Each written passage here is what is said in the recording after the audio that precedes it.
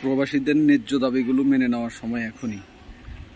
তারা রেমিটেন্স পাঠাবে, দেশের অর্থনৈতিক ভিত শক্ত করে দিবে, কিন্তু এয়ারপোর্টে আসলে তাদের সাথে যা তা ব্যবহার করা হবে, এটা মেনে নেওয়া যায় না।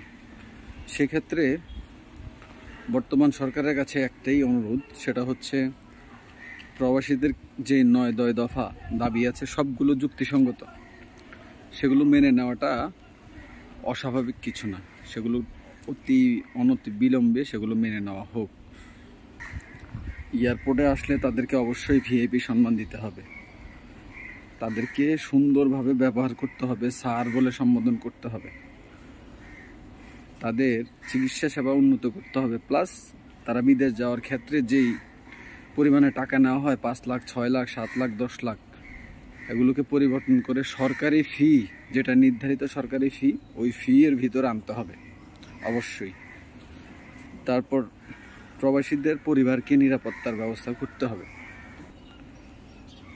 প্রবাসী কল্যাণ ব্যাংক প্রবাসীদেরকে প্রচুর পরিমাণে শর্তমর্ত দিয়া অনেক প্রবাসী ঋণই পায়নি।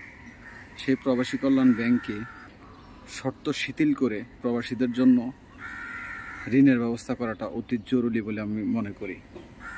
দেখেন, প্রবাসীরা যদি রেমিটেন্স বন্ধ করে দেয় তাহলে দেশের অর্থনীতি মেরুদণ্ড ভেঙে যাবে, এটা আমরা মোটামুটি সবাই জানি। সেক্ষেত্রে আমাদের প্রবাসী ভাইয়েরা ব্যাংকে বেশি বেশি রেমিটেন্স পাঠাবে, কিন্তু তাদের যে ন্যায্য দাবিগুলো আছে সেগুলো পূরণ করার সময় এখনই। এটা আশা করব যে যথাযথ কর্তৃপক্ষের সামনে আমার প্রবাসী ভাইয়েরা এই ভিডিওটা সবার সামনে শেয়ার করে দিবে, যাতে করে প্রবাসীদের ন্যায্য দাবিগুলো মেনে নেওয়া হয়।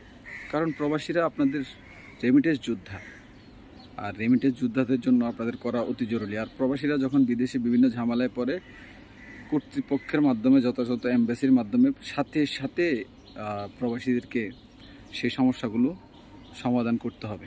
আর সরকারিভাবে প্রবাসীদেরকে বিদেশ যাওয়ার ব্যবস্থা করতে হবে। পার্শ্ববর্তী দেশ থেকে যাইতে লাগে 2 লাখ, 2.5 লাখ টাকা, আমাদের দেশ থেকে কেন 5 লাখ, 6 লাখ টাকা লাগবে?